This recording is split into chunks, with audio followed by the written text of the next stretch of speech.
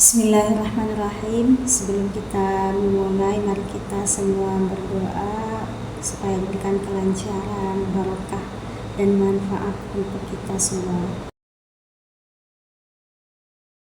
Assalamualaikum warahmatullahi wabarakatuh. Selamat pagi menjelang siang Bapak Ibu Guru SD Al-Azhar. Tetap semangat ya walaupun sudah matahari mulai terik ya Bapak Ibu. Baik. Alhamdulillahirabbil alamin wassalatu wassalamu ala asyrofil anbiya wal mursalin sayyidina wa maulana Muhammadin wa ala alihi washabbihi ajmain amma ba'du. Puji syukur kehadiran Allah Subhanahu wa taala telah memberikan kita kesehatan sehingga bisa berkumpul di kegiatan hari ini. Dan sebelumnya saya ingin mengucapkan banyak terima kasih kepada Bapak Ibu Guru SD Al-Azhar sudah berkenan meluangkan waktunya untuk menghadiri kegiatan hari ini, yaitu diseminasi menyebarkan pemahaman dan penerapan pengalaman budaya positif, di mana ini salah satu tugas pendidikan guru penggerak pada modul 1.4 bersama saya Nurifah, calon guru penggerak angkatan 10 Kabupaten Bangkalan dari SDI Al-Azhar. Baik Bapak Ibu Guru sekalian, langsung saja kita pembahasan mengenai budaya positif. Nah, sebelumnya saya mohon izin untuk menyampaikan tentang materi ini. Saya berdiri di sini tidak ada maksud untuk menggurui atau bahkan merasa lebih mempunyai pengetahuan atau wawasan yang baru. Namun di sini saya hanya sekedar mengajak Bapak Ibu Guru untuk berdiskusi dan belajar bersama untuk lebih mendalami pemahaman kita semua yang nantinya akan bisa menebarkan budaya positif ini di lingkungan sekolah, khususnya kepada anak didik kita, anak-anak didik di SDI Al-Azhar. Baik Bapak Ibu Guru sekalian, nah ketika Bapak Ibu Guru ini mendengar kata budaya positif, kira-kira apa yang terbesit di benak Bapak Ibu sekalian? Monggo barangkali ada yang mau menjawab, bersedia menjawab. Ketika mendengar atau melihat kata tentang budaya positif yang terbesit dalam pikiran Bapak Ibu sekalian. Bagus. Iya, bagus. Monggo yang lain. Barangkali ada yang mau mengutarakan. Bagus, kalau menurut Bapak Mujib itu bagus gitu ya. Terus yang lainnya apa? Positif itu Bu, antonim daripada negatif. Ketika mendengar bahasa positif, otomatis itu bagus atau baik gitu. Otomatis bagus dan baik ya. Baik Bapak Ibu Guru sekalian, nah untuk menciptakan budaya positif ini, supaya menciptakan lingkungan yang bagus, katanya Bapak Mujib, yang positif. Nah, perlu kita pahami terlebih dahulu konsep inti dari budaya positif. Jadi dalam budaya positif ini terdapat beberapa konsep inti. Ya, kita lihat semua. Yang pertama adalah perubahan paradigma belajar. Jadi konsep inti dalam budaya positif itu ada 8 ya Bapak Ibu, yang nantinya harus kita pahami satu persatu untuk kemudian kita bisa terapkan di lingkungan sekolah kita, menciptakan anak didik yang disiplin positif, sehingga tidak ada lagi yang namanya kata bullying atau kekerasan dan lain sebagainya. Baik, kita lanjut bahas ya satu persatu. Di sini ada perubahan paradigma belajar, disiplin positif, nilai-nilai kebajikan,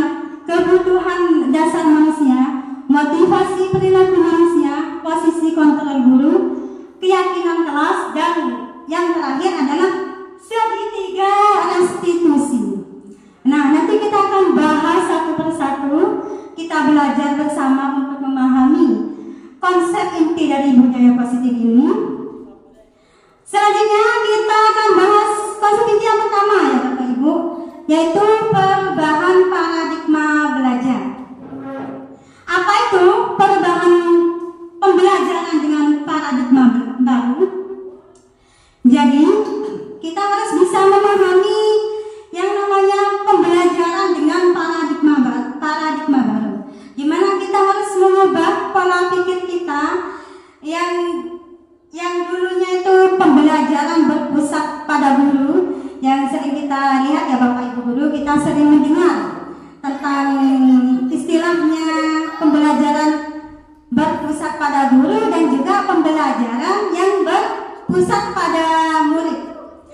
Barangkali ada Bapak Ibu guru yang mau menjawab atau menjelaskan apa itu perbedaan pembelajaran yang berpusat pada guru dan pembelajaran yang berpusat pada murid. Monggo Bapak Ibu. Tidak ada yang mau mengutarakan pendapatnya nih. Kalau menurut saya pembelajaran berpusat pada guru itu seperti ini. Kalau menurut saya pembelajaran yang berpusat pada murid itu seperti ini. Monggo barangkali. Assalamualaikum warahmatullahi wabarakatuh. Saya wali kelas 5. Di sini tadi kita diajarkan budaya positif ya Bu ya. Tadi ada paradigma, terus disiplin positif. Nah, di sini kita ke paradigma dulu. Di paradigma tadi katanya Bu Iva, kita ada yang namanya pembelajaran berpihak pada guru dan pembelajaran berpihak pada siswa. Jelas ya, karena kurikulum kita merdeka, makanya di sini ada paradigma. Nah, di paradigma di sini kita diajarkan belajar berpihak pada murid. Nah, di sini yang kita terapkan, yang kita pelajari dari tahun-tahun yang sebelumnya, saya juga baru mengenal bahwasanya pembelajaran berpihak pada murid itu yang saya terapkan sebelumnya itu banyak semungkin itu salahnya, kurang baik ya Bu ya, kurang baik. Nah, di sini saya juga baru belajar bahwasanya berpihak pada murid itu di sini kurikulum merdeka itu, nah murid itu maunya gimana? Dia itu lebih pahamnya bagaimana. Jadi bukan kita menentukan, oh saya harus begini, bukan. Nah, di sini berpihak pada murid-murid itu pengennya belajar itu seperti apa gitu. Hanya belajar. Nah, jadi di sana itu kita mengikuti alurnya murid. Nah, jadi di sana kalau yang saya pahami belajar berpihak pada murid itu begitu. Sudah Ibu? Terima kasih untuk jawabannya Ibu Hayat. Tepuk tangan untuk Ibu Hayat. Sudah berkenan mau menjawab apa perbedaan pembelajaran berpusat pada murid juga pembelajaran berpusat pada guru. Baik, betul sekali yang Ibu Hayat sampaikan bahwasanya pembelajaran berpusat pada murid itu memang dianjurkan atau ya diarahkan untuk mengubah paradigma pembelajaran tersebut untuk berpusat pada anak. Mengingat ya Bapak Ibu, setiap anak itu memiliki kebutuhan yang berbeda, juga gaya belajar yang berbeda. Yang sudah kita ketahui semua, ada murid yang gaya belajarnya visual ya Bapak Ibu, di mana dia lebih suka melihat, mengamati. Ada juga murid itu yang gaya belajarnya auditor. Anak itu senangnya cuma mendengarkan saja, ya memahami saja.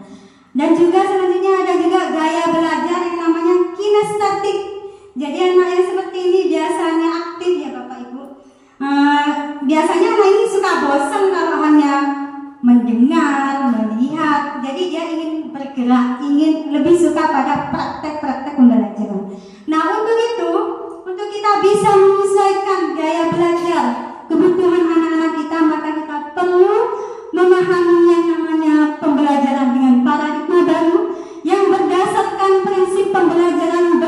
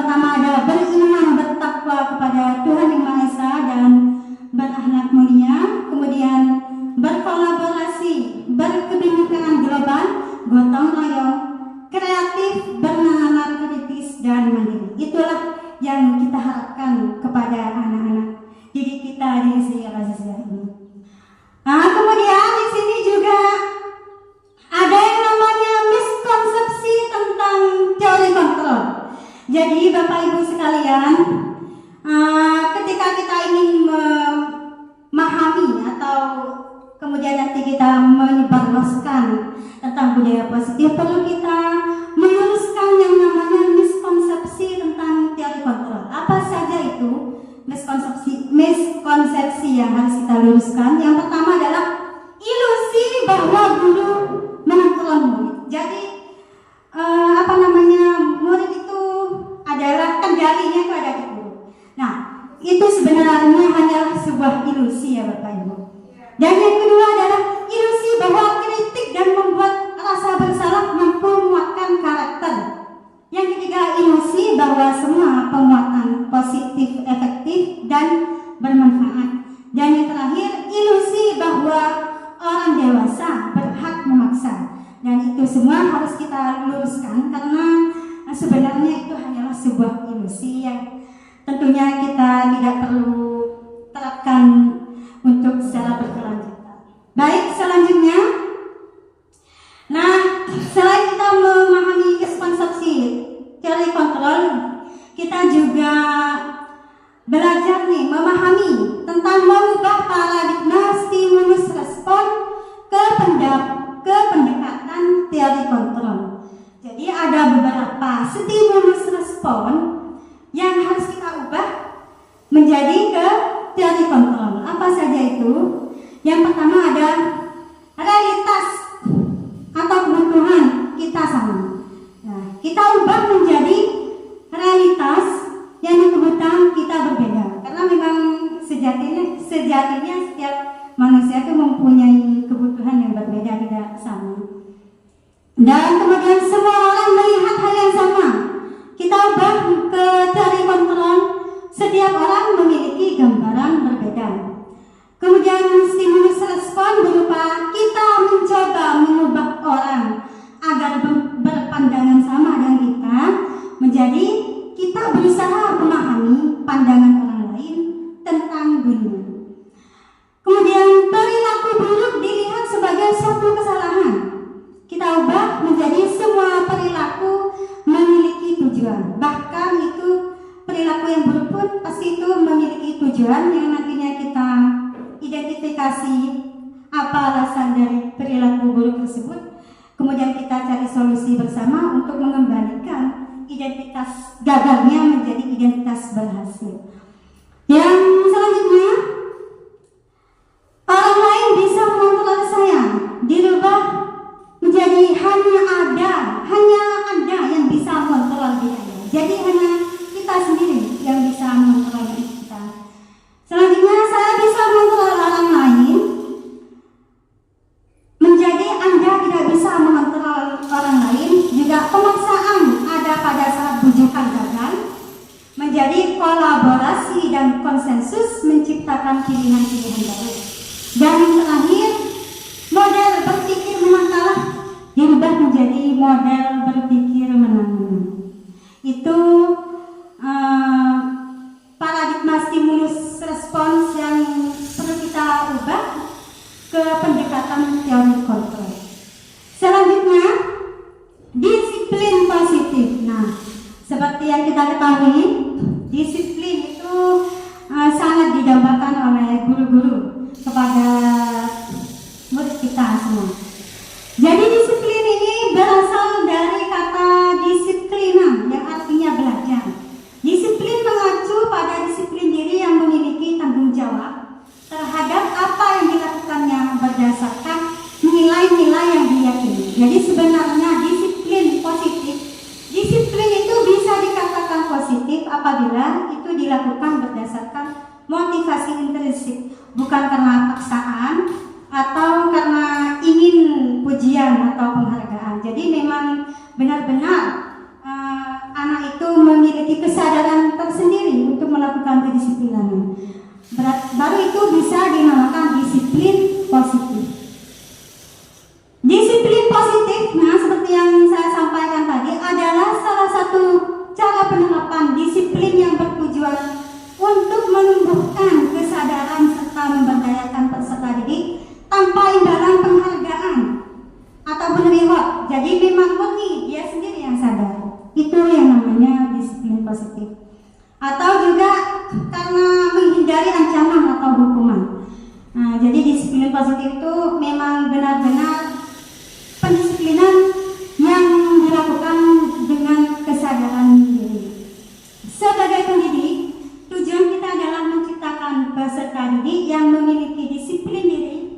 sehingga mereka berperilaku mengacu kepada nilai-nilai kebajikan universal dan memiliki motivasi intrinsik dalam perubahan perilaku ke arah yang lebih baik.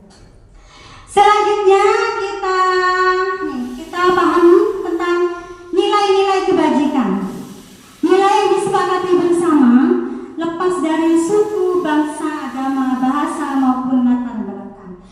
Memang seharusnya kita sebagai guru mampu menanamkan nilai-nilai kebajikan ini kepada murid-murid kita agar bisa diyakini oleh murid kita semua, siswa kita semua untuk diikuti, untuk diterapkan. Nilai-nilai kebajikan itu banyak ya Bapak Ibu. Di sini hanya ada beberapa contoh nilai saja. Kebaikan, contoh nilai kebajikan institusi atau organisasi. Yang pertama, profil pelajar Pancasila, di mana di dalamnya yang seperti tadi kita bahas, ada 6 dimensi: beriman dan bertakwa pada Tuhan Yang Maha Esa dan berakhlak mulia, berkebinekaan global, gotong royong, mandiri, kreatif, dan bernalar kritis. Juga ada Ibu Primarias program, di dalamnya ada toleransi, rasa hormat, integritas, mandiri, menghargai, antusias, empati, keinginan, kreativitas, kerjasama, percaya diri, dan komitmen. Dan yang terakhir di sini ada keterampilan hidup, di mana di dalamnya terdapat nilai kebajikan dapat dipercaya, lurus hati, pendengar yang aktif, tidak merendahkan orang lain, dan memberikan yang terbaik. Nah, ini perlu kita usahakan untuk menanamkan nilai-nilai kebajikan ini kepada siswa-siswa kita. Baik, selanjutnya kebutuhan dasar manusia. Nah, ini sangat menarik sekali ya, mengingat memang semua manusia, bukan hanya anak-anak, kita yang sudah dewasa pun memiliki kebutuhan dasar. Kebutuhan dasar manusia adalah segala sesuatu yang kita lakukan untuk mendapatkan apa yang kita inginkan.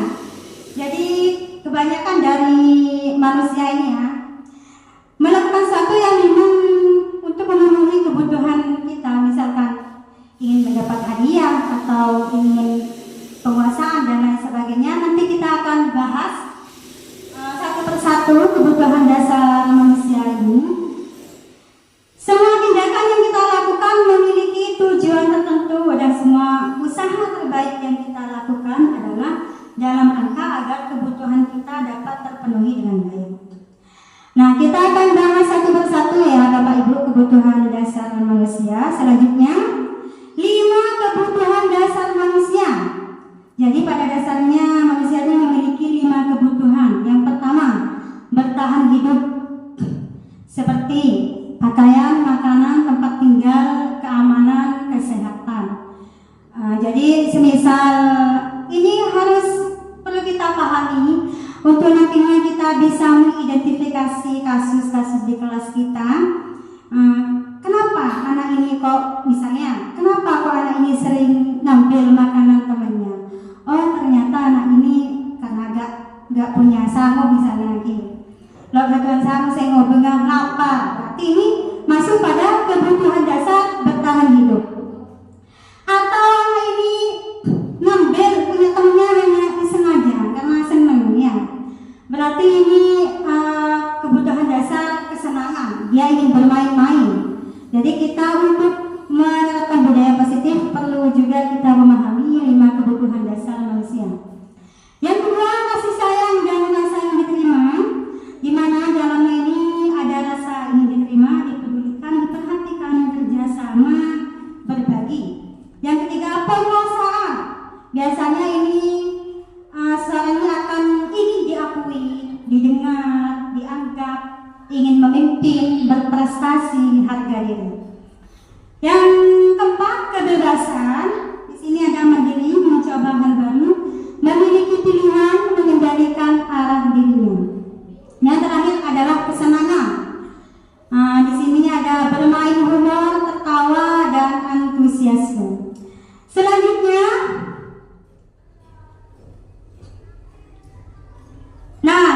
di sini ada motivasi perilaku manusia. Jadi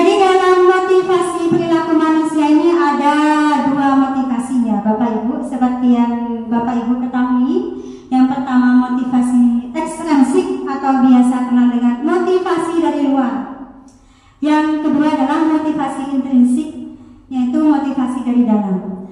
Biasanya motivasi dari luar ini atau biasa disebut dengan motivasi ekstrinsik ini adalah hanya sebatas untuk menghindari ketidaknyamanan atau hukuman. Misalkan ada anak sekolah, ada anak yang selalu rajin datang ke sekolah, ternyata dia hanya menghindari hukuman, takut dihukum gurunya, takut disuruh keliling lapangan dan lain sebagainya. Dan yang kedua ini untuk mendapat penghargaan imbalan dari orang lain. Contoh ada siswa yang rajin belajar, ternyata ini motivasinya hanya ingin mendapat ranking kelas misalnya, berarti ini masuk pada motivasi ekstrinsik. Yang kedua ini motivasi intrinsik, yaitu untuk menjadi yang mereka inginkan dan menghargai dirinya sendiri dengan nilai yang mereka percaya. Biasanya anak seperti ini mampu menghargai dirinya sendiri, mampu membayangkan ingin seperti apa saya ini, ingin menjadi yang seperti apa. Jadi misalnya anak ini ngerajin misalnya, ternyata memang anak ini mempunyai kesadaran dalam dirinya sendiri, ingin menjadi anak yang jujur misalkan, ingin menjadi anak yang rajin, beriman, bertakwa, berbudi luhur sesuai dengan nilai-nilai kebajikan yang mereka percaya. Jadi perlu untuk kita sebagai guru menanamkan nilai-nilai kebajikan untuk mereka percayai sehingga mereka tumbuh yang namanya motivasi intrinsik, bukan motivasi ekstrinsik. Karena sebagaimana kita ketahui semua bahwasanya motivasi ekstrinsik ini tidak permanen ya Bapak Ibu. Maksudnya mudah putus, tidak permanen sifatnya. Sedangkan motivasi intrinsik ini sifatnya permanen karena memang betul-betul kesadaran dalam dirinya sendiri. Baik, selanjutnya, nah kita sampai pembahasan yang menurut saya ini sangat menarik karena ini sering kita alami sebagai posisi kontrol ini. Sebagai guru, pastinya kita pernah melakukan 5 posisi kontrol ini. Di antaranya adalah sebagai penghukum, yang kedua pembuat merasa bersalah, yang ketiga teman, yang keempat adalah pemantau, dan yang kelima yang digadang-gadangkan sebagai posisi kontrol paling ideal untuk menumbuhkan budaya positif adalah manajer. Nanti kita akan bahas satu persatu apa saja yang dimaksud penghukum, pembuat merasa bersalah dan lain sebagainya. Baik, selanjutnya kita akan bahas satu persatu Bapak Ibu. Dimulai dari posisi kontrol yang pertama, yaitu penghukum. Di sini ada contoh, ada anak yang tidak mengerjakan tugas yang diberikan guru. Maka ketika kita memposisikan diri kita sebagai penghukum, yang kita lakukan adalah marah-marah ya Bapak Ibu. Kemudian cenderung menghadik, menunjuk-nunjuk dengan wajah yang sangat menyeramkan mungkin ya. Kemudian keluarlah kata-kata hukuman keliling lapangan sebanyak 10 kali. Nah, biasanya hukuman ini terjadi secara refleks tanpa kesepakatan antara guru dan murid. Jadi sehingga dampak dari murid tersebut bisa merasa lebih membangkang atau down karena malu hukuman tersebut. Akan tapi dia tidak mengerti solusi dari kesalahan tersebut. Dia tidak memahami, saya ini tidak mengerjakan tugas, seharusnya ini apa yang diperbaiki. Tidak memahami karena hukumannya itu tidak berkaitan ya Bapak Ibu. Kesalahannya mengerjakan tugas, tidak mengerjakan tugas, hukumannya keliling lapangan 10 kali. Kan tidak memberikan pembelajaran atau solusi pada murid. Yang kedua adalah pembuat merasa bersalah. Jadi biasanya guru yang memposisikan dirinya sebagai pembuat merasa bersalah biasanya terlihat lebih memelas ya Bapak Ibu, dengan dengan suara halus dan apa ya, tentunya menekan murid tersebut. Ini ada ilustrasinya, biasanya berkata seperti ini. Kamu sudah berkali-kali ibu ingatkan nak, kamu memang senang ya jika melihat ibu ditegur oleh kepala sekolah. Atau kamu memang senang ya lihat ibu stres dengan kelakuan kamu misalnya. Jadi seperti itu gambaran posisi kontrol pembuat merasa bersalah. Ini dampaknya biasanya kepada murid apa kira-kira Bapak Ibu? Dampaknya barangkali Sadar.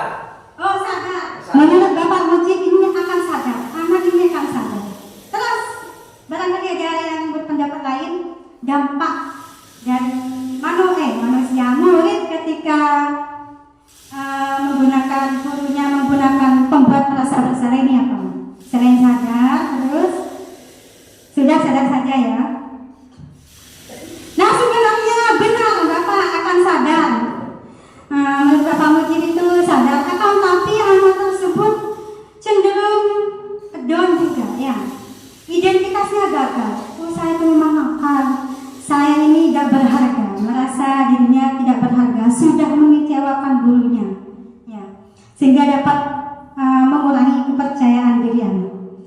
Nah, ini posisi kontrol dua ini, penghukum dan pembuat merasa bersalah ini sama-sama digolongkan dengan identitas gagal, di mana membuat anaknya takun merasa gagal.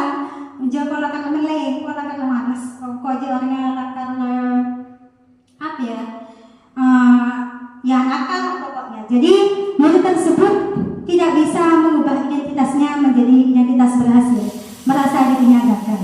Itu dampak dari posisi kontrol penghukum dan pembuat merasa bersalah. Dan tentunya ini tidak dianjurkan ya Bapak Ibu. Tapi kalau saya sendiri, saya sharingnya, kalau penghukum ini saya sering terapkan di sekolah dulu ya. Dampaknya itu bagi anak itu seperti kebal. Bahkan pernah saya itu ada anak yang ilang apa pun mancing sitom sokohi, senapa sokong apa ada mereka anak-anak mereka.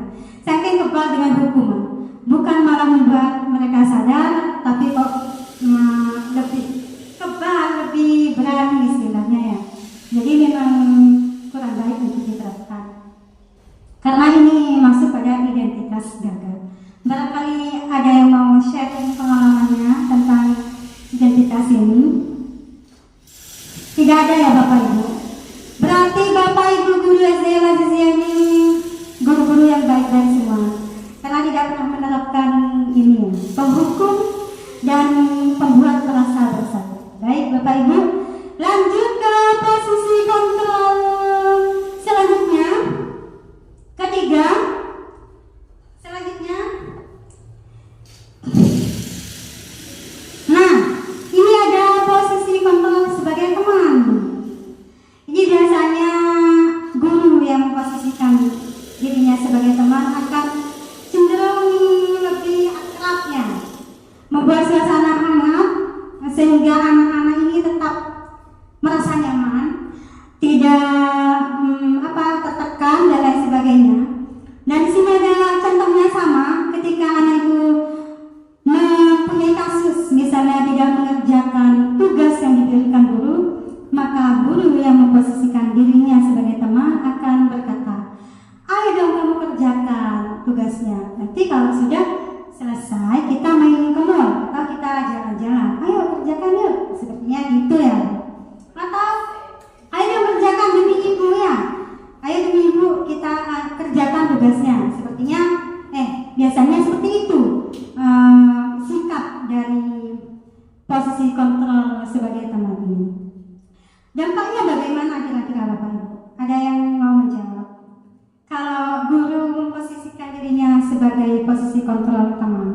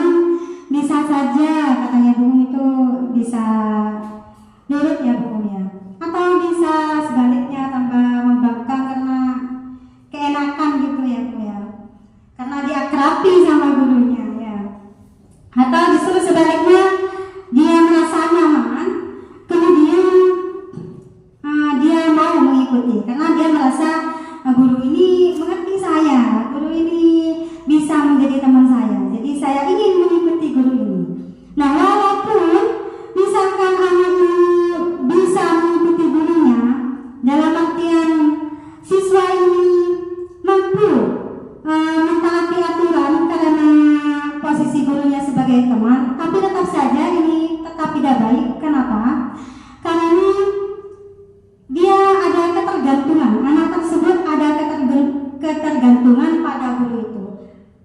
Guru anak itu hanya menurut pada guru yang memposisikan dirinya sebagai teman. Nah, ketika diganti dengan guru yang lain, maka anak tersebut tidak bisa patuh selainnya kepada guru yang memposisikan dirinya sebagai teman, karena ada ketergantungan kepada guru tersebut. Jadi motivasinya itu belum dikatakan motivasi intrinsik, melainkan ekstrinsik. Baik Bapak Ibu, selanjutnya adalah pemantau. Sebelumnya Bapak. Nah, yang keempat ya, tadi yang ketiga posisi guru sebagai teman. Yang keempat adalah pemantau. Dipantau-pantau ini. Biasanya guru yang memposisikan dirinya sebagai pemantau ini sikapnya tuh gestur tubuhnya tuh tampak datar ya Bapak Ibu. Tidak seperti penghukum yang seperti mencengkeram gitu ya Bu ya, mengerikan, atau membuat merasa bersalah, memelas, atau sebagai teman akrab. Nah, kalau pemantau ini beda. Pemantau ini cenderung datar saja ya, dengan mengandalkan perhitungan atau dengan mengandalkan data-data yang ada di sekolah. Jadi misalkan ada anak yang melanggar aturan, tidak memakai seragam yang sesuai, jadi guru tersebut langsung menegur anak tersebut, apakah ini sesuai dengan peraturan sekolah? Peraturan sekolah gimana? Gimana konsekuensinya ketika melanggar peraturan ini? Jadi pemantau ini akan mengacu pada data-data. Nah, seperti kita lihat bersama, ketika ada kasus anak yang tidak mengerjakan tugas yang diberikan guru, maka pemantau ini akan berkata, kami sudah melakukan kesalahan dan sudah tahu konsekuensinya. Sekarang selesaikan tugasmu dan segera kumpulkan. Jadi apa konsekuensi ini lebih berkaitan dengan kesalahannya, berbeda dengan hukuman. Kalau hukuman itu kan kesalahannya apa, hukumannya apa. Kesalahannya datang terlambat, hukumannya misalkan berjemur sampai 5 jam. Itu kan tidak berkaitan ya Bapak Ibu. Kalau konsekuensi itu berkaitan. Misalkan tidak mengerjakan tugas, maka ya harus mengerjakan tugas sekarang juga, walaupun yang lainnya sudah istirahat, ya anak tersebut tidak boleh istirahat karena belum mengerjakan tugasnya. Seperti itu kira-kira. Yang terakhir, nih yang diarahkan kepada kita semua selaku pendidik untuk memposisikan kontrol kita sebagai manajer. Manajer ini cenderung fokus pada solusi, bukan permasalahan tersebut. Jadi ketika ada anak yang tidak mengerjakan tugas yang diberikan guru, maka yang akan dikatakan oleh manajer, kamu sudah tahu kesalahanmu, keyakinan sekolah apa yang kamu langgar, dan apa yang akan kamu lakukan untuk menyelesaikan masalahmu. Jadi posisi manajer ini sikapnya ini cenderung tulus ya Bapak Ibu, tulus mengarahkan anak untuk mencari solusinya sendiri, mendorong anak proaktif untuk menyelesaikan atau mencari solusi yang anak butuhkan. Kira-kira dari kelima posisi kontrol guru ini, mungkin ada yang mau sharing pengalaman atau pendapat Bapak Ibu sekalian mengenai 5 posisi kontrol ini. Dipersilakan Bapak Ibu.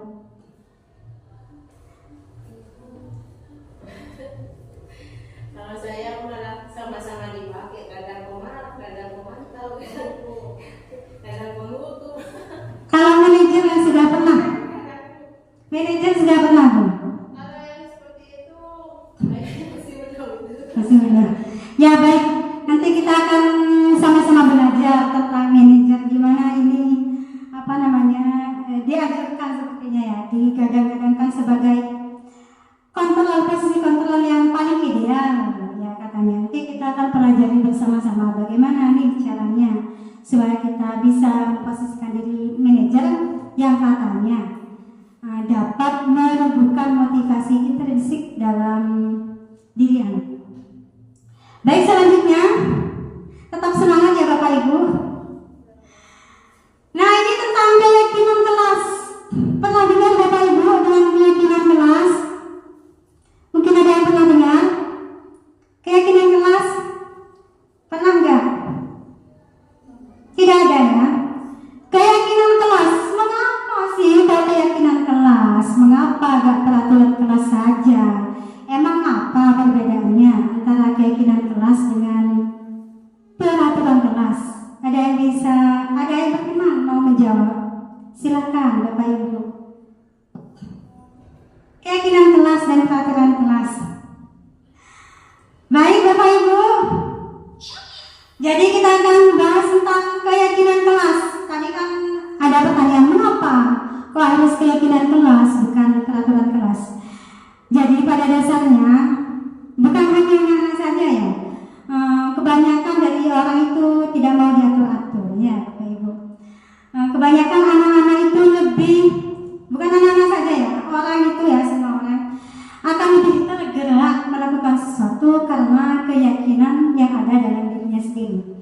Kalau terpacu pada peraturan, itu sepertinya tidak begitu mendorong seseorang untuk melakukan perbuatan tersebut. Jadi dianjurkan menggunakan keyakinan kelas karena itu dapat mendorong peserta didik untuk bisa meyakini nilai-nilai kebajikan, menumbuhkan nilai-nilai kebajikan yang anak tersebut yakini dan untuk kemudian bisa diterapkan oleh anak-anak kita.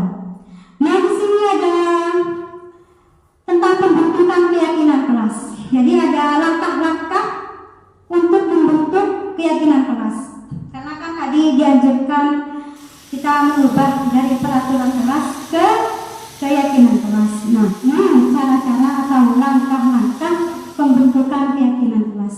Yang pertama, keyakinan kelas ini bersifat abstrak, tidak nyata seperti peraturan kelas. Kalau peraturan kelas itu kan itu ya Bapak Ibu, jelas dilarang apa ya biasanya, datang tepat waktu misalkan, atau dilarang berisik atau apa ya, peraturan-peraturan yang biasa kita lihat itu tanpa lebih nyata. Sedangkan kalau keyakinan kelas itu abstrak, seperti contohnya keyakinan kelas 1 misalnya, guru dan murid saling menyayangi. Nah, dalam kata saling menyayangi ini tentunya ada saling menghormati, saling menghargai, dan lain sebagainya. Seperti itu gambaran dari pembentukan keyakinan kelas yang pertama, yaitu bersifat abstrak. Yang kedua adalah berupa pernyataan universal, jadi lebih luas Bapak Ibu sekalian. Yang ketiga, dibuat dalam pernyataan positif, jadi tidak ada pernyataan yang negatif dalam keyakinan kelas. Jadi tidak ada dilarang membuang sampah sembarangan, tapi dirubah menjadi buang sampah ke tempatnya, atau dirubah menjadi menjaga kebersihan, seperti itu ya Bapak Ibu. Jadi tidak ada yang namanya dilarang berisik, dilarang bermain, dilarang mengganggu temannya. Yang ada itu saling menghormati antara teman, menjaga kebersihan. Intinya pernyataan itu harus positif, tidak boleh negatif kalau keyakinan kelas. Selanjutnya adalah nomor 4. Tiganya kok ada 2 ya. Nah, selanjutnya adalah sedikit saja agar mudah diingat. Jadi perbedaannya juga kalau keyakinan kelas ini tidak usah banyak-banyak ya Bapak Ibu. Kalau peraturan kan kadang sampai 1 lembar ya, atau berlembar-lembar ya, atau banyak sampai 10 poin misalkan. Nah, kalau keyakinan kelas ini sedikit saja, bisa 3 atau 5. Sekiranya anak-anak itu mudah mengingat dan apa ya, masuk pada alam bawah sadar diri anak, sehingga dengan sendirinya anak tersebut tertarik untuk melakukan keyakinan kelas tersebut. Selanjutnya, sesuai dengan kondisi kelas dan dilakukan. Jadi keyakinan kelas ini harus disesuaikan dengan kondisi kelas masing-masing, sekolah masing-masing agar dapat mudah diimplementasikan.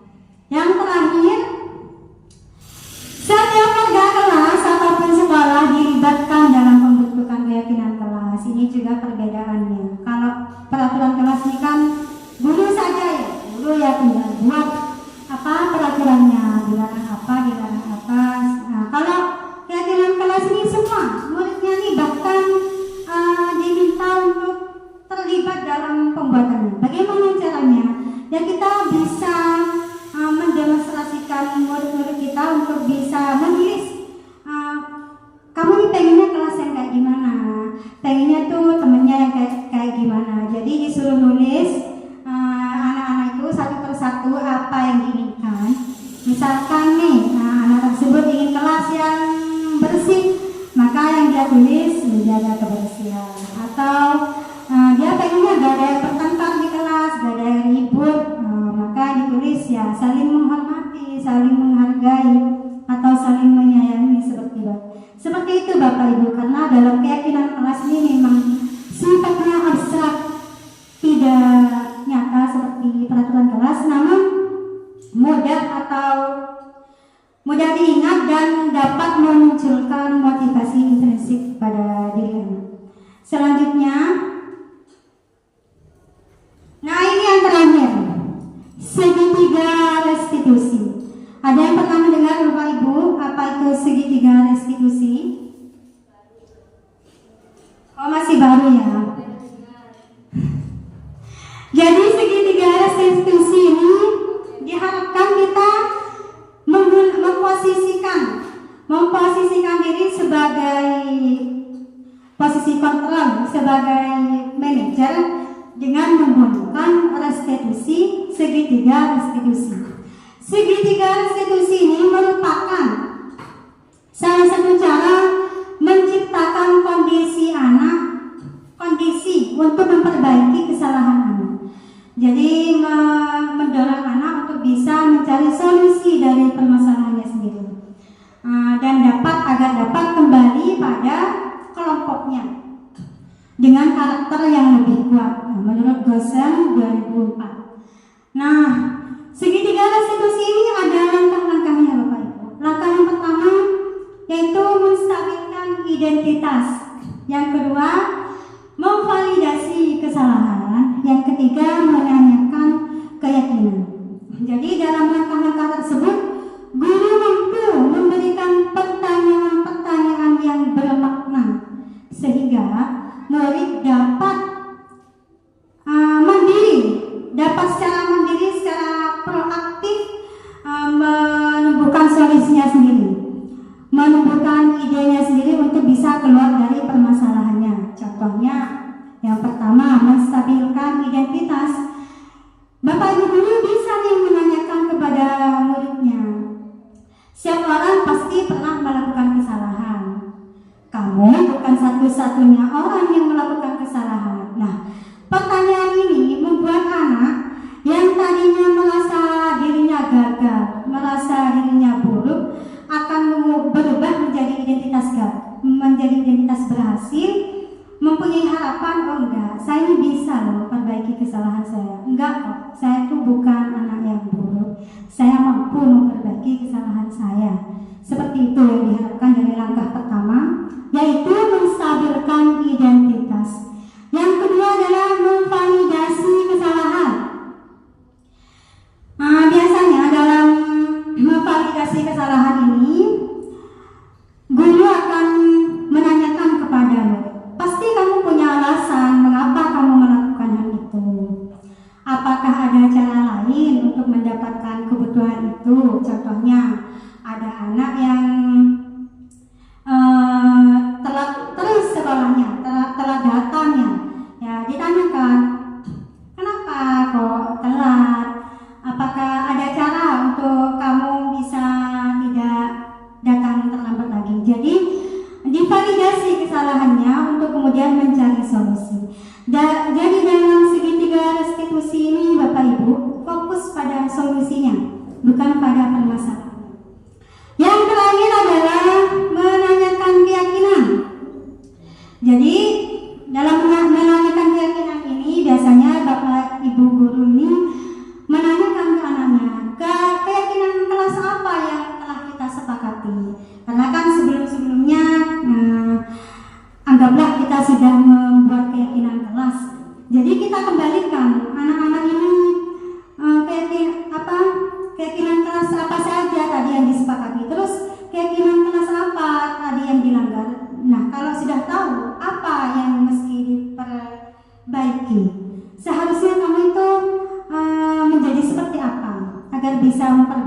kesalahannya. Misalnya agar tidak terlambat lagi atau lain sebagainya. Dan bisa menanyakan kamu, seperti tadi, kamu ingin menjadi seperti apa? Memang menurutmu ini nilai kebajikan apa yang penting bagimu? Jadi secara langsung anak ini sadar diri, oh iya, kok jadi apa ya? Jadi orang yang baik, kenapa ada dia yang apa? Jadi murid ini secara otomatis bisa menghargai dirinya sendiri dengan menumbuhkan keyakinan-keyakinan dalam dirinya dengan nilai-nilai kebajikan yang tadi telah kita pelajari bersama-sama. Ini yang terakhir Bapak Ibu, selanjutnya ada contoh penerapan dari segitiga eksekusi yang sudah saya laksanakan. Mohon berkenan untuk menyimaknya.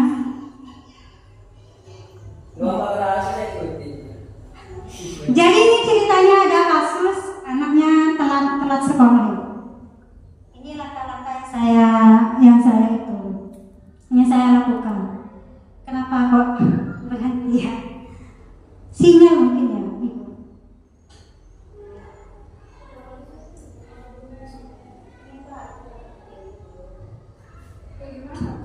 Ya ini.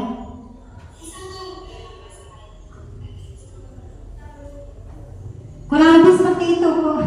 Karena saya baru pertama kali menerapkan, jadi mungkin kurang maksimal ya Bapak Ibu. Tidak sesuai dengan teori dari segitiga eksekusi. Selanjutnya bisa dilihat bersama-sama, ini contoh kecil saja ya Bapak Ibu. Mungkin Bapak Ibu bisa mengembangkannya lebih baik lagi dari penerapan saya ini. Selanjutnya, nah inilah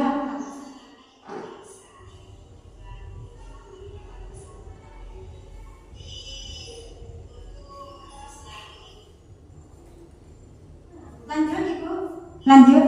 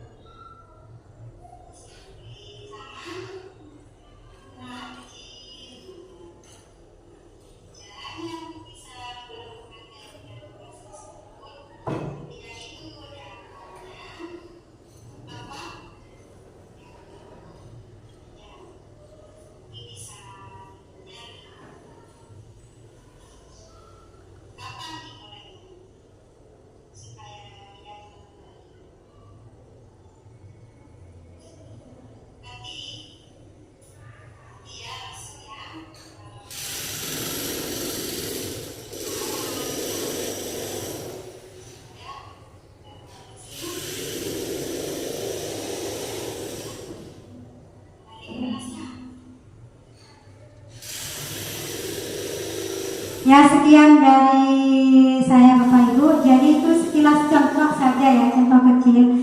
Nanti diharapkan Bapak Ibu bisa lebih mengembangkan atau lebih baik dalam penerapannya, tidak seperti ini. Itu saya masih baru pertama kali yang menerapkan. Jadi intinya dari posisi manajer yang menggunakan segitiga restitusi ini fokus pada solusi, bukan permasalahan, di mana guru mengajak siswanya untuk berdiskusi supaya bisa menumbuhkan motivasi atau aktif mencari solusinya sendiri. Jadi anak sendiri yang mencarikan solusi. Kenapa? Karena dengan anak tersebut mencari solusinya sendiri berdasarkan keyakinannya, maka ada potensi lebih untuk anak tersebut ingin merubah perbuatannya sendiri tanpa ada dorongan dari luar, baik itu karena takut ancaman, hukuman, maupun karena ingin penghargaan atau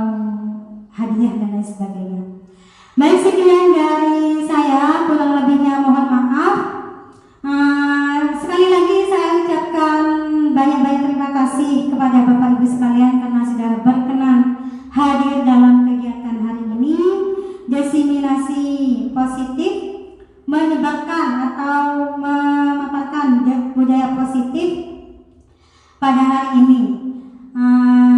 Assalamualaikum warahmatullahi wabarakatuh. Waalaikumsalam. Moga mungkin dilanjutkan, Bapak Ibu guru mau sharing atau berbagi praktik baik atau berbagi pengalaman baik mengenai tadi yang saya paparkan.